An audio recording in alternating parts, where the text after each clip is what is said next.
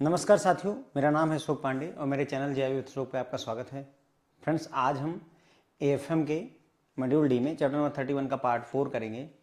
तो इस लेक्चर में फ्रेंड्स हम देखेंगे कॉस्टिंग की टेक्निक्स के बारे में, कॉस्ट अकाउंटिंग स्टैंडर्ड क्या होता है और कौन सी ऑर्गेनाइजेशन इसे जो है प्रोड्यूस करती है, बनाती है, और साथ ही साथ में कॉस्ट अकाउंटिंग और फाइनेंशियल अकाउंटिंग में क्या डिफरेंस होता है हम ये भी क्लियर करने वाले हैं। ठीक है, तो यहाँ से स्टार्ट करेंगे। देखिए, हमने पिछले लेक्चर में क्या पढ़ा था, कास्टिंग के मेथड्स, और यहाँ क्या पढ़ रहे हैं, कास्टिंग की टेक्निक्स। तो दोनों में डिफरेंस क्या होता है पहले ये जान लेना जरूरी है। तो costing methods are used to determine the cost of a product और सर्विस। किसी प्रोडक्ट या सर्विस की कॉस्ट जानने के काम आता है कास्टिंग का मेथड। ठीक है, तो मान लो हमने कोई जैसे मोबाइल बनता है, तो मोबाइल बनाने में कितनी कॉस्ट लगी वो जानने के लिए आपको कास्टिंग मेथड की जरूरत पड़ेगी। तो कास्टिंग टेक्निक क्या करती है, while costing techniques are use to control and minimize cost.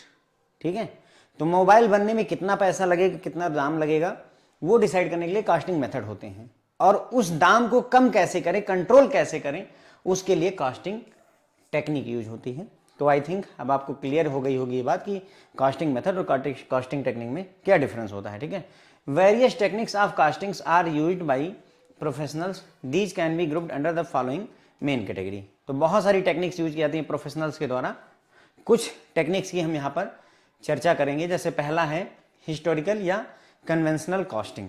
Historical और conventional costing as the name suggest. अब इस बात को दिमाग में रख करके हम चलेंगे क्या कि ये हमें बता रहा है कि कॉस्ट को कम कैसे करना है, रिड्यूस कैसे करना है, कंट्रोल कैसे करना है। ओके, तो as the name suggest this system of costing refer to the determination of cost after they have been actually incurred.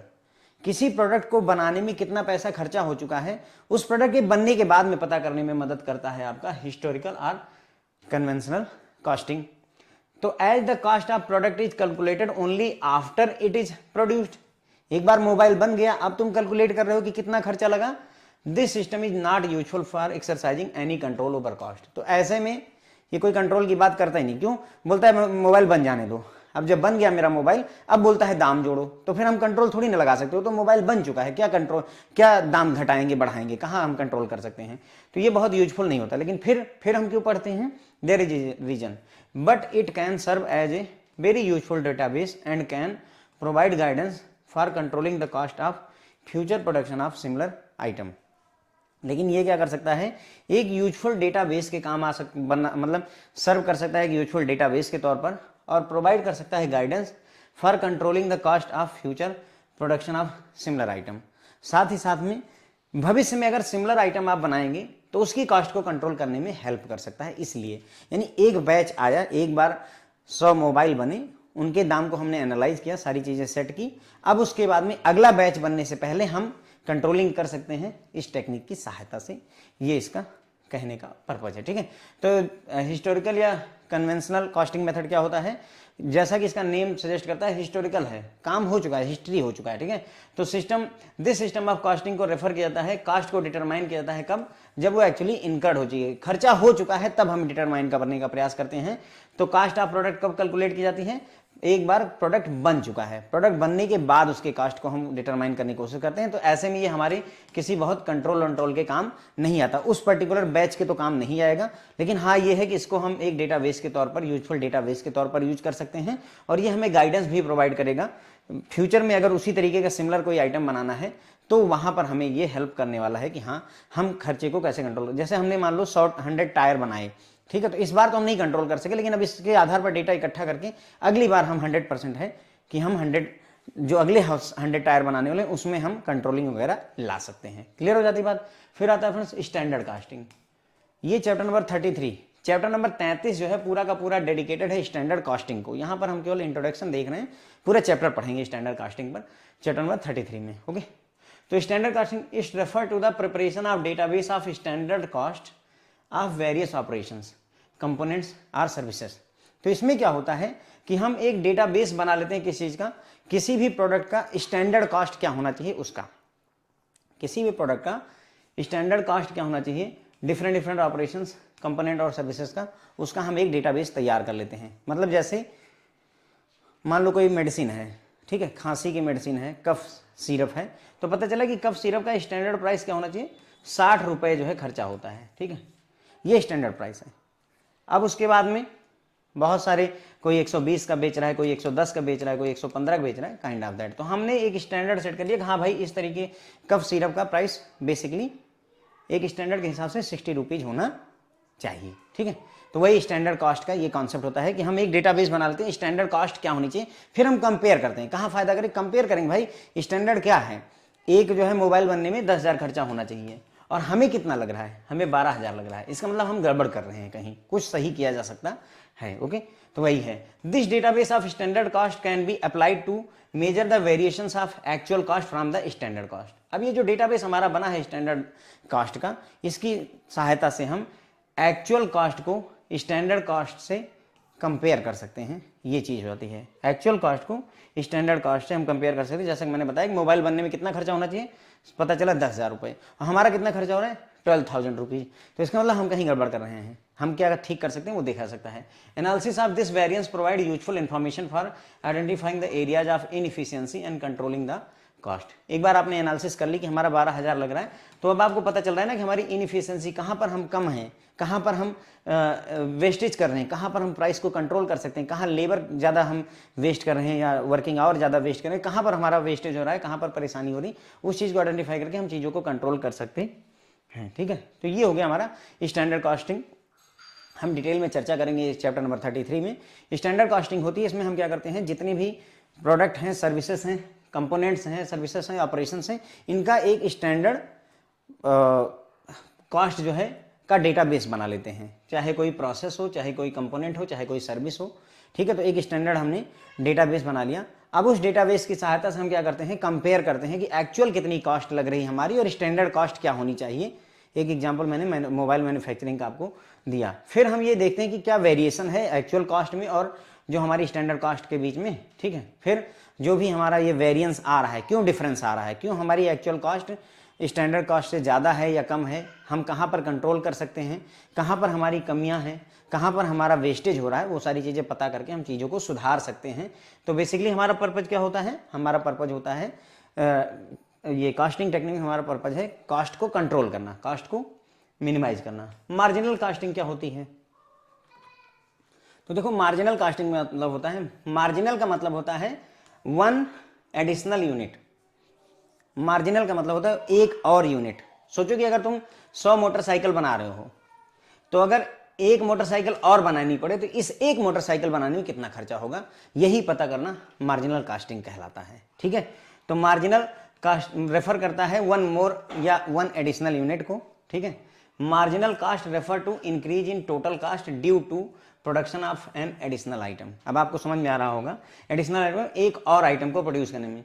Marginal cost किस कॉस्ट को रेफर करती है, टोटल कितना खर्चा हुआ, कितनी कॉस्ट लगी, क्योंकि आपने एक और आइटम प्रोड्यूस कर दिया। जैसे आपने 100 मोबाइल बनाए थे और एक और मोबाइल बनाना पड़ गया, तो सोचो 100 मोबाइल बनाने में मुझे 5,000 रुपये खर्चा करने पड़े थे और 100 मोबाइल बनाने में, और मुझे 101 मोबाइल बनाने में मान लेते हैं 5,050 रुपये लगे। इसका मतलब हुआ वो जो एक मोबाइल हमने बनाया उसको बनाने में हमें 50 रुपये का एक्स्ट्रा खर्चा लग गया। यही ये जो 50 रुपीज़ होता है, यही आपका मार्जिनल कॉस्ट कहलाता है। मेरे ख्याल से बात समझ में आई होगी। एग्जाम्पल इन्होंने दिया हुआ है, फॉर एग्जाम्पल आप 4 गुड्स बनाते हैं, एग्जाम्पल के तौर पर मान लीजिए आप 4 गुड्स प्रोड्यूस करते हैं और उसको बनाने में आपका 450 रुपीज़ खर्चा होता है। When you make 4 goods total expenditure is 450 rupees. और अगर आप 5 गुड्स बना दीजिए, यानी कि 4 खिलौने बनाते थे तो 450 रुपये लगते थे। अब आपने 5 खिलौने बनाए तो पता चला कि आपको 475 रुपये पे करने हैं, 475 रुपीज़ लग गए, खर्चा टोटल लग गया। 4 खिलौने बनाने में 450 रुपीज़ लगे थे, 5 खिलौना बनाने में 475 रुपीज़ लगे। तो ये जो 5वां खिलौना आपने, एक खिलौना जो 5वां वाला बनाया है, इसमें कितना खर्चा लगा, सर 25 रुपीज़ मेरा एक्स्ट्रा लग गया। यही जो है मार्जिनल कास्ट है। This 25 rupees is marginal cast. Okay, that means your marginal cast of the 5th goods is 25 rupees. Dollar लिखा हुआ है, 25 रुपीज़ हो गया है। ठीक है, since it took that amount of money to produce one extra goods, क्योंकि 25 रुपये ही उस एक एक्स्ट्रा गुड्स को प्रोड्यूस करने में हमारे लगे, एक एक्स्ट्रा खिलौना बनाने में लगा हुआ है। फ्रेंड, यही होता है मार्जिनल कॉस्टिंग। डिटेल में चर्चा करेंगे। चैप्टर नंबर 34 पूरा का पूरा डेडिकेटेड है मार्जिनल कॉस्ट के ऊपर ही। Okay, this system of costing differentiates between the fixed cost and variable cost. ये सिस्टम ऑफ कॉस्टिंग में फिक्स्ड कॉस्ट और वेरिएबल कॉस्ट के बीच में हम डिफरेंशिएशन क्रिएट करते हैं। ये प्रॉफिट को लिंक करता है volume in change in volume, मतलब कितना प्रोडक्शन हम कर रहे हैं उससे ही प्रॉफिट को लिंक करता है। अभी यहाँ मैं बस हल्का सा बता करके निकल रहा हूँ। चैप्टर नंबर 34 में हम बहुत डिटेल में चर्चा करने वाले हैं, तो नॉट टू वरी। ओके, तो मार्जिनल कॉस्ट में मेरे ख्याल सबको समझ में आया होगा। मार्जिनल का मतलब होता है वन एडिशनल यूनिट, एक और यूनिट। 4 खिलौने बनाते थे, एक और बनाओ 5वां, तो कितना खर्चा हुआ? 4 खिलौने बनाने में 450 रुपये खर्चा हुए, 5 खिलौने बनाने में 475 रुपये खर्चा हुआ, यानी एक और खिलौना बनाने में हमारा 25 रुपये खर्चा हुआ। मार्जिनल कॉस्ट का ऐसे समझ लो जैसे एक बस जा रही है, ठीक है। अब बस जा रही है, उसमें कितनी सवारी बैठी हुई है? प्राइवेट बस है, मान लेते हैं उसमें 40 सवारी बैठी है, बैठने की जगह 45 की है, ठीक है। 40 पीपल आर देयर, 45 बैठ सकते हैं। अब वो बस जाएगी, चाहे तुम मतलब ये समझ लो, चाहे तुम 45 भर लो और चाहे 40 बिठाओ, चाहे 10 बिठाओ, तुमको बस लेकर तो जानी ही पड़ेगी। लखनऊ से दिल्ली अगर जा रही तो लखनऊ से दिल्ली वो जाएगी, उसमें कोई फर्क नहीं पड़ने वाला है। तो बेहतर है ना कि हम जो 5 सवारियां हैं, वैसे भी मेरी सीट खाली है, 40 ही लोग बैठे, 5 सीट खाली है, तो क्यों ना उनको, अगर मेरा 500 का भाड़ा है उसकी जगह 200 का भाड़ा ले लूं। मार्जिनल कॉस्ट है ना, क्यों? क्योंकि भाई वैसे भी मेरी ट्रेन, मेरी बस जा ही रही है। अगर 100 लीटर पेट्रोल डीजल लगना तो 100 लीटर लगेगा ही लगेगा, उसको मैं बचा नहीं सकता। तो बेहतर है कि हम कुछ मार्जिन कमा लें। काइंड ऑफ दैट वही चीज होती है। जैसे ट्रेन जा रही है, चाहे उस पर 1000 लोग बैठे और चाहे 2000 लोग बैठे, ट्रेन तो जा रही है सर, उसका खर्चा उतना ही लगना है। ओके, तो ये वही चीज है एक तरीके से, अगर समझने का प्रयास करिएगा, ठीक है। तो मार्जिनल कॉस्ट रेफर करती है एक एडिशनल यूनिट को। मार्जिनल का मतलब होता है एक एडिशनल यूनिट, और मार्जिनल कॉस्ट का मतलब होता है कि टोटल कॉस्ट में कितना इंक्रीज हुआ एक एडिशनल यूनिट, एक और यूनिट बनाने में। कार मैन्युफैक्चरिंग कंपनी है, 10,000 कार बनाई तो टोटल खर्चा जितना हुआ। अब 10,000 एक कार बनाने में कितना खर्चा हुआ, बस दोनों को घटा लीजिए तो एक कार बनाने में कितना, उस एक कार को बनाने, ध्यान दीजिएगा, एक कार का मतलब ये नहीं कि 10,000 कार से डिवाइड करना, नहीं, उस पर्टिकुलर एक कार को बनाने के लिए कितना खर्चा हुआ, जब आप वो कैलकुलेट करते हैं, that is marginal cost. Okay, तो यहां पर बताया कि 4 खिलौने बनाने में टोटल 450 रुपए लगते हैं, 5 खिलौने बनाए तो 475 लगे, तो 5वां खिलौना बनाने में 25 रुपए हमारे और खर्चा हो गए। यही अमाउंट जो है मार्जिनल कॉस्ट कहलाती है। ये कॉस्टिंग जो सिस्टम होता है, मार्जिनल कॉस्ट सिस्टम, ये क्या करता है, फिक्स्ड कॉस्ट को वेरिएबल कॉस्ट से डिफरेंशिएट करता है। फिक्स्ड कॉस्ट वो कॉस्ट होती है जो बदलेगी नहीं, और वेरिएबल कॉस्ट वो होती है जो बदलती रहती है। फिक्स्ड कॉस्ट का मैंने एग्जांपल बताया था, जो आप मकान का रेंट देते हैं, फिक्स कॉस्ट है, हर महीने 12,000 देते रहना है। और वेरिएबल कॉस्ट होता है इलेक्ट्रिसिटी का बिल, हर महीने इलेक्ट्रिसिटी का बिल बदलता रहता है, किसी महीने 4,000, किसी महीने 1,000, किसी महीने 500, काइंड ऑफ दैट। ओके, अब आता है फ्रेंड्स अगला, यूनिफॉर्म कॉस्टिंग। यूनिफॉर्म कॉस्टिंग क्या होती है? तो ये होता है, if different companies adopt different system of costing, comparing the performance of the one company with that of another become difficult, है ना।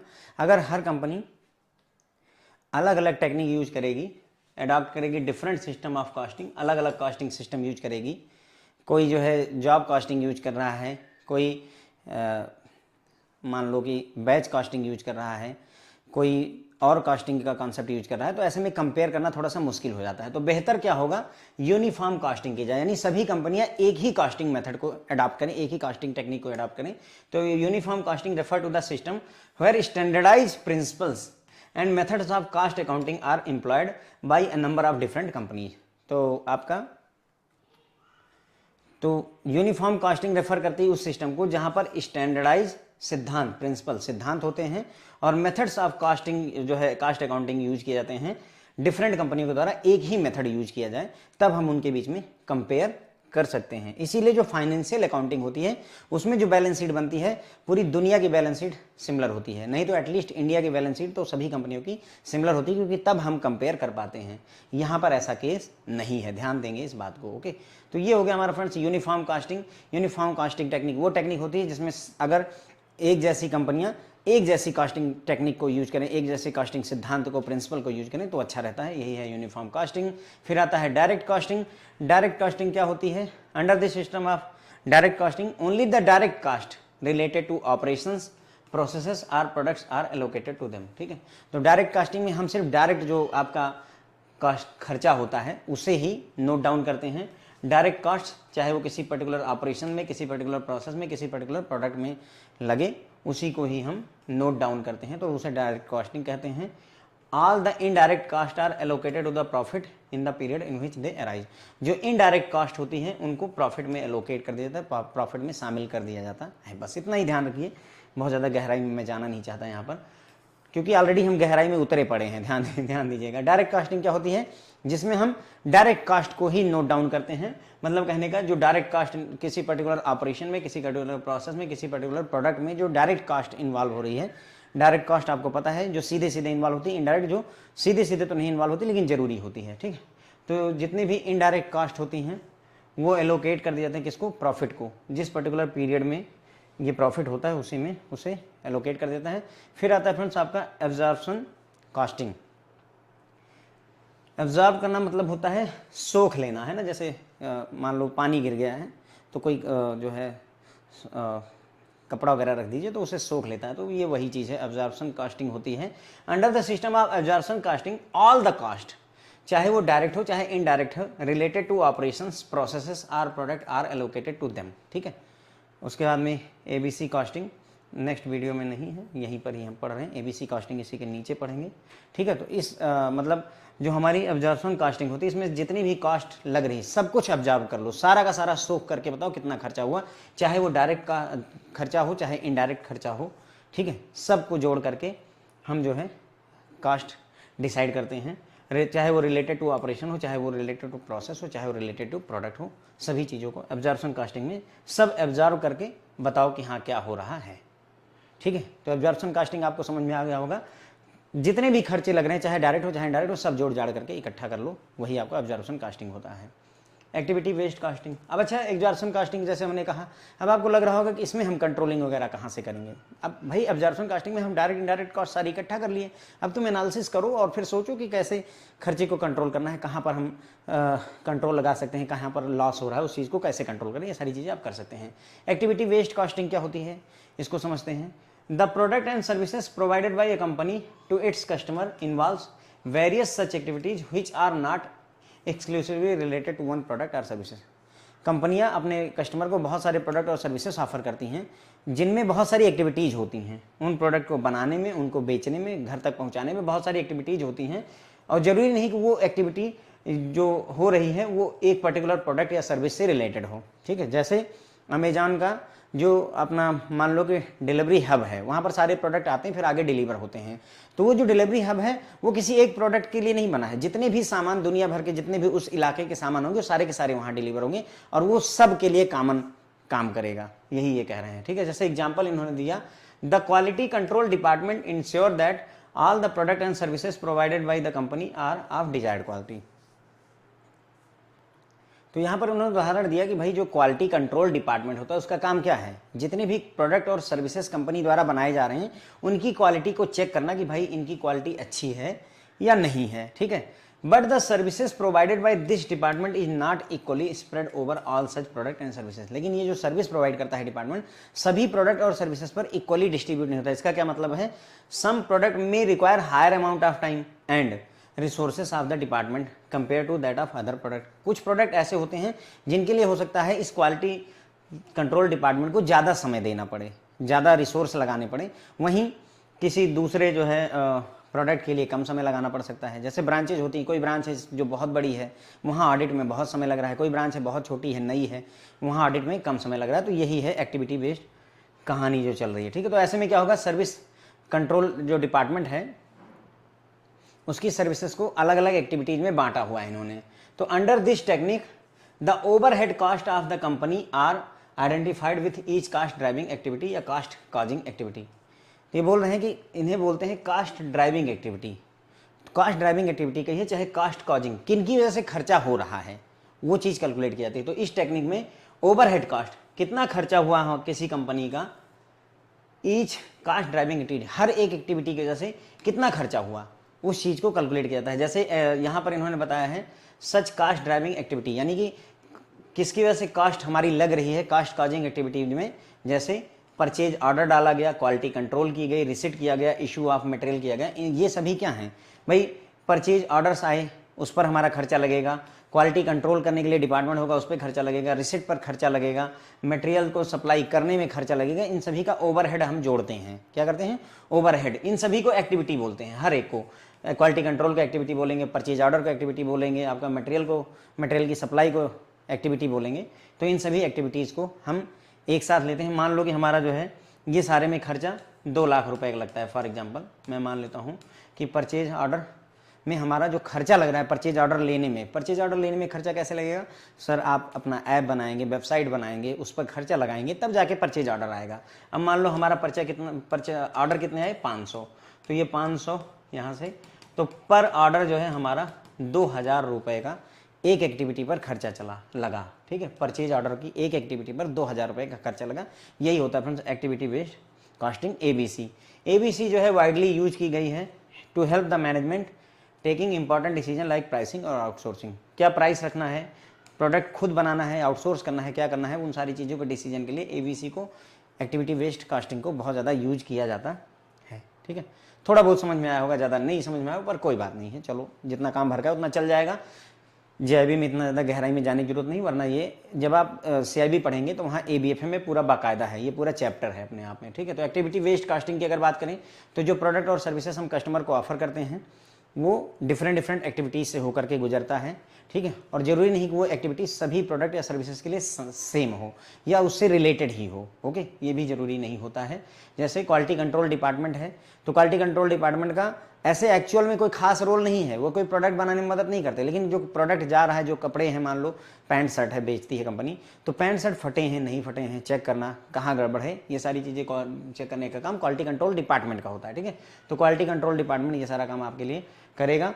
लेकिन जो सर्विसेज प्रोवाइड की जाती हैं क्वालिटी कंट्रोल डिपार्टमेंट के लिए द्वारा, उसमें मतलब सभी प्रोडक्ट और सर्विसेज के लिए सेम डिस्ट्रीब्यूशन नहीं होता है। मतलब हो सकता है कोट पैंट चेक करने में ज़्यादा समय लगे, हो सकता है शर्ट चेक करने में कम समय लगे, हो सकता है शेरवानी चेक करने में और ज़्यादा समय लगे, काइंड ऑफ दैट। तो वही बोल रहा है कि कुछ प्रोडक्ट ऐसे होते हैं जिनमें हाई अमाउंट ऑफ टाइम और रिसोर्सेज लगते हैं, कुछ प्रोडक्ट होते हैं जिनमें कम अमाउंट ऑफ टाइम और समय लगता है। इस टेक्निक में क्या करते हैं हम? ओवरहेड कॉस्ट कैलकुलेट करते हैं हर एक कॉस्ट ड्राइविंग एक्टिविटी के लिए, कितना खर्चा हमारा उस एक्टिविटी की वजह से लग रहा है। कॉस्ट ड्राइविंग एक्टिविटी कहिए चाहे कॉस्ट काजिंग एक्टिविटी, तो ज़्यादा समझ में आएगा किसकी वजह से कॉस्ट लग रही है। जैसे परचेज ऑर्डर लेने में कॉस्ट लग रही है, क्वालिटी कंट्रोल करने में कॉस्ट लग रही है, रिसिप्ट में कॉस्ट लग रही है, मटेरियल इशू करने में, डिलीवर करने में कॉस्ट लग रही है। तो हर एक एक्टिविटी का ओवरहेड हम चेक करते हैं, कितना खर्चा हमारा लगा इसकी वजह से। फिर उसको डिवाइड करते हैं कितने नंबर ऑफ, जैसे क्वालिटी कंट्रोल हमने कितनी शर्ट्स का किया, मान लो हमने 100 आर्टिकल का किया, 100 पैंट का किया और 10 कोट का किया, इस तरीके से हम चेक कर सकते हैं। एबीसी जो है activity based costing widely use की जाती है मैनेजमेंट के द्वारा इंपॉर्टेंट डिसीजन लेने में, जैसे प्राइसिंग और आउटसोर्सिंग से रिलेटेड डिसीजन लेने में आपकी मदद करती है। अब आ जाएगा हमारा अगला टॉपिक जो कि है कॉस्ट अकाउंटिंग स्टैंडर्ड। ठीक, CAS। तो हम बात करें कॉस्ट अकाउंटिंग स्टैंडर्ड की, CAS कहते हैं जिसे। तो मॉड्यूल ए में, एएफएम के मॉड्यूल ए में we have learn about financial accounting standard. Financial accounting standard जिन्हें कौन इशू करता है? ICAI। ये क्वेश्चन पूछा जा चुका है, ध्यान रखिएगा। जो आपका फाइनेंशियल अकाउंटिंग स्टैंडर्ड है ICAI, institute of chartered accountant of India, इनके द्वारा इशू किया जाता है। तो हमने पढ़ा है फाइनेंशियल अकाउंटिंग स्टैंडर्ड के बारे में, which guides the accounting policies of the companies to bring transparency, consistency and uniformity in financial reporting। जो भी फाइनेंशियल रिपोर्टिंग कंपनियों के द्वारा की जाए उसमें ट्रांसपेरेंसी रहे, पारदर्शिता रहे, कंसिस्टेंसी रहे, सही डेटा रहे और एक जैसा डेटा है। मैंने बताया ना आपको बैलेंस शीट एक जैसी आनी चाहिए, तो उसी के लिए जो है अकाउंटिंग, ये फाइनेंशियल अकाउंटिंग के स्टैंडर्ड बनाए गए थे। सिमिलरली उसी तरीके से कॉस्ट अकाउंटिंग के लिए भी चाहिए होगा। As financial accounting standard protect the interest of outside user. जो फाइनेंशियल अकाउंटिंग स्टैंडर्ड होते हैं ये बाहरी जो लोग होते हैं, जो कंपनी के बाहरी लोग हैं, उनकी मतलब हितों की रक्षा करने में मदद करता है। They have gained the wide and also statutory acceptance. तो इसकी वजह से क्या होता है कि भाई ये जो है पूरी दुनिया में और यहाँ तक कि कानूनी प्रक्रिया के तहत भी इनको लाया जा चुका है कि हर कंपनी को ये प्रोटोकॉल फॉलो करना है, क्योंकि इन्वेस्टर्स आपकी बैलेंस शीट देख करके ही इन्वेस्टमेंट करते हैं। तो ऐसे में अगर आप फॉल्स इन्फॉर्मेशन देंगे, फाइनेंशियल अकाउंटिंग स्टैंडर्ड को नहीं फॉलो करेंगे, तो दूसरों के साथ में ठगी वाला काम हो जाए, मतलब लोगों के साथ आप गड़बड़ कर बैठेंगे। तो ऐसे में जो फाइनेंशियल अकाउंटिंग स्टैंडर्ड है वो पूरी दुनिया भर में एक्सेप्टेड हैं। इवन इसके लिए लॉ में भी प्रक्रिया लाई गई है, संवैधानिक प्रक्रिया भी की गई है। Okay, however the cost accounting system generates information primarily for internal user. अब ये पूछा जा सकता है आपसे कि कास्ट अकाउंटिंग का यूजर कौन होता है, तो भाई इंटरनल यूजर। कास्ट अकाउंटिंग बाहरी लोगों की किसी काम की नहीं है, ठीक है। The primary users of cost accounting का manager of the company, company के जो मैनेजर होते हैं वही इसके प्राइमरी यूजर होते हैं। किसके? कास्ट अकाउंटिंग की जो इन्फॉर्मेशन होती है, जो डेटा होता है, ठीक है। मतलब इन्वेस्टर को कोई मतलब नहीं है, बाहरी लोगों ने जो उधार दे रखा है, लोन दे रखा है, किसी कोई मतलब नहीं है। क्यों? क्योंकि हम कास्ट पता करने की कोशिश करें, मोबाइल बनाने में मेरा कितना खर्चा हो रहा है, मैं कैसे बचाऊं, इसका देश दुनिया से कोई वास्ता नहीं है। देश दुनिया क्या देखी कि आपने कितना प्रॉफिट, कितना लॉस, कितना टर्नओवर किया, वो फाइनेंशियल अकाउंटिंग से मिलता है, ठीक है। तो हमें ये पता चल गया कि कास्ट अकाउंटिंग के यूजर इंटरनल यूजर होते हैं, कंपनी के बाहर के लोग नहीं होते हैं, केवल अंदर के लोग होते हैं, और खास करके कंपनी के मैनेजर्स के काम आता है कास्ट अकाउंटिंग का डेटा। देयरफॉर अब चूंकि अंदर के लोग ही इसे देखेंगे, जब घर के अंदर में रहना है तो वहां पर क्या कानून और क्या प्रक्रिया, सही बात है ना। आप सड़क पर चलते हैं तो पुलिस इज देयर, लेकिन घर के अंदर में मार पिटैया करते रहिए, जब तक मामला बाहर नहीं आएगा तब तक निपटने की जरूरत नहीं है। वही बात यहाँ पर है। Therefore principles and practices relating to cost accounting which evolved over year have not gained the acceptability and status enjoyed by the financial standard। तो ऐसे में भले ही कास्ट अकाउंटिंग की जो सिद्धांत हैं और जो प्रैक्टिसेस हैं वो इवॉल्व तो हुई हैं, इसमें कोई डाउट नहीं है, लेकिन उनको वो मान्यता नहीं मिली है जो मान्यता फाइनेंशियल स्टैंडर्ड्स को मिली हुई है। कास्ट अकाउंटिंग के सिद्धांतों को उतनी एक्सेप्टेबिलिटी और वो रुतबा स्टेटस नहीं मिल पाया। क्यों? क्योंकि घर के अंदर की बात है, इसलिए इग्नोर मारा गया, ठीक है। इन इंडिया अगर देखा जाए तो कास्ट अकाउंटिंग स्टैंडर्ड CAS जिसे कहते हैं have been issued by institute of cost accountants of India. तो ये भी ध्यान रखेंगे हम कि कास्ट अकाउंटिंग स्टैंडर्ड CAS कौन इशू करता है हमारे देश में, तो भाई ICOAI, ये है इंस्टीट्यूट ऑफ कास्ट। CO का मतलब यहाँ पर कास्ट से है, accountants of India, institute of cost accountants of India द्वारा कास्ट अकाउंटिंग स्टैंडर्ड को इशू किया गया है, ठीक है। और जो हमारे फाइनेंशियल स्टैंडर्ड थे उसको कौन इशू करता है? ICAI, institute of chartered accountant of India द्वारा इशू किया जाता है, ठीक है। ICI मतलब ICOAI, institute of cost accounting India द्वारा जो ऑब्जेक्टिव सेट किया गया है कास्ट अकाउंटिंग स्टैंडर्ड के द्वारा, यानी कास्ट अकाउंटिंग स्टैंडर्ड किस लिए लाया गया है, उसका उद्देश्य क्या है, वो यहाँ पर हम डिस्कस करने जा रहे हैं। To provide better guidance on standard cost accounting practices, ठीक है। स्टैंडर्ड कास्ट अकाउंटिंग की प्रैक्टिसेस क्या रहनी चाहिए, उसके लिए बेहतर गाइडलाइन प्रोवाइड करना। हमने बताया था आपको स्टैंडर्ड कास्टिंग होती है जिसमें हम ये डिसाइड करते हैं कि कप सिरप का स्टैंडर्ड प्राइस क्या होना चाहिए, 60 रुपये। अब उसके आगे पीछे देखो अपना, वही चीज़ है, और इस पर ये पूरा चैप्टर भी है, स्टैंडर्ड कास्ट हम पढ़ेंगे, ठीक है। तो बेटर गाइडलाइन लाना स्टैंडर्ड कास्ट अकाउंटिंग प्रैक्टिसेस के लिए। To assist cost accountants in preparation of uniform cost statement, जो हमारे कास्ट अकाउंटेंट्स होते हैं जिनका काम ही यही है कास्ट निकालना, उनको कास्ट स्टेटमेंट यूनिफॉर्म तरीके से तैयार कर सकें, उसमें मदद करना। मतलब एक स्टैंडर्ड प्रैक्टिस को वो फॉलो करें, कोई कुछ भी डेटा लेकर के सामने ना आ जाए। जैसे जर्नल की एंट्री हम करते हैं तो जर्नल की एंट्री पूरे देश में एक जैसी होती है, पूरी दुनिया में एक जैसी होती है, ठीक है। क्यों? क्योंकि एक स्टैंडर्ड सेट किया गया है। सिमिलरली यहाँ पर भी कि कास्ट अकाउंटेंट एक जैसी ही मतलब यूनिफॉर्मिटी रखे, जो भी वो कास्ट का स्टेटमेंट बनाए, प्रिपरेशन करे स्टेटमेंट का, वो सिमिलर रहे। To provide guideline to bring standard approach toward maintenance of cost accounting record under the various act.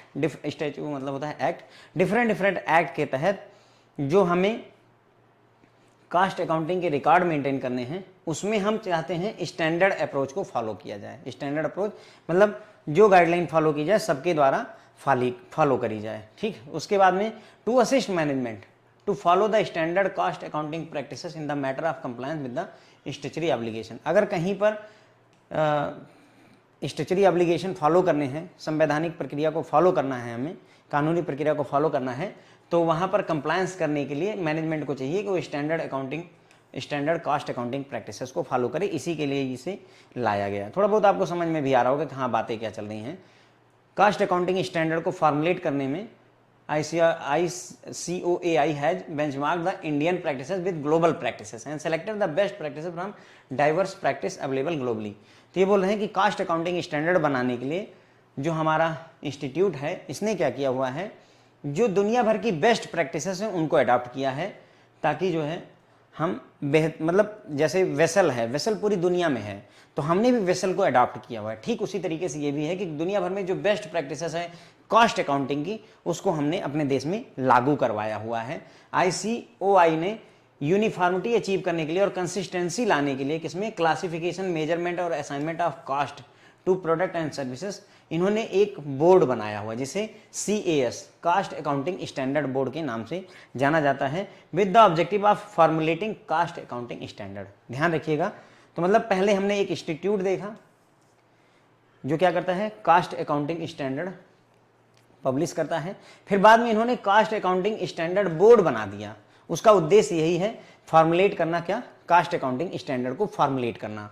और अभी तक इन्होंने 24, ध्यान दीजिएगा, इंस्टीट्यूट और बोर्ड दोनों लिखा हुआ है, मतलब जो हमारा ये इंस्टीट्यूट है इसने भी और जो बोर्ड है, क्योंकि ध्यान दो ये जो बोर्ड था इसको किस लिए हमने ध्यान दिया, हमने यही देखा कि भाई इनका काम होता है ये CAS बनाना, कास्ट अकाउंटिंग स्टैंडर्ड, बाद में इन्होंने बोर्ड बना दिया, ये भी यही करते हैं। तो दोनों ने मिलजुल करके, इंस्टीट्यूट ने और जो बोर्ड बना है, इन्होंने मिलकर के अब तक total 24 cost accounting standard issue करे हुए हैं। ठीक है, तो जो चीज़ें रेड हैं फ्रेंड्स वो ज़्यादा इंपॉर्टेंट हैं, उन्हें दिमाग में बिठा करके चलना है। जो चीज़ें रेड हैं उन्हें दिमाग में बिठा करके चलिएगा।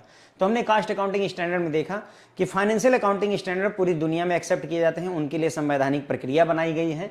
इसको फाइनेंशियल अकाउंटिंग के जो स्टैंडर्ड हैं उनको institute of chartered accountant of India द्वारा इशू किया जाता है। ठीक है, फाइनेंशियल अकाउंटिंग के जो स्टैंडर्ड है उसको रिकग्निशन वर्ल्ड वाइड लेवल पर मिली हुई है, हमारे पूरे देश में मिली हुई है।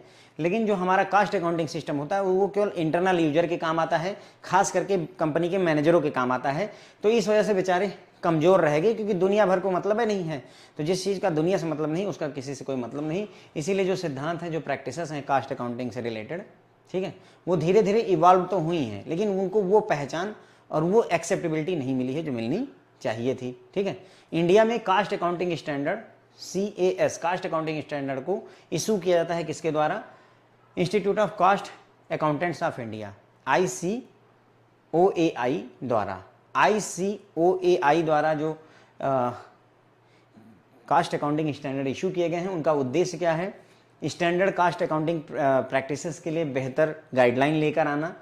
जो हमारे कास्ट अकाउंटेंट हैं वो यूनिफॉर्म स्टेटमेंट तैयार करें, एक जैसा स्टेटमेंट तैयार करें, उसके लिए व्यवस्था करना। उसके बाद में गाइडलाइन लाना ताकि जो डिफरेंट कास्ट अकाउंटिंग के रिकॉर्ड मेंटेन किए जाते हैं उनमें यूनिफॉर्मिटी लाई जा सके, उनको स्टैंडर्ड अप्रोच की तरफ ले जाया जा सके, बस इतनी ही सी बात है।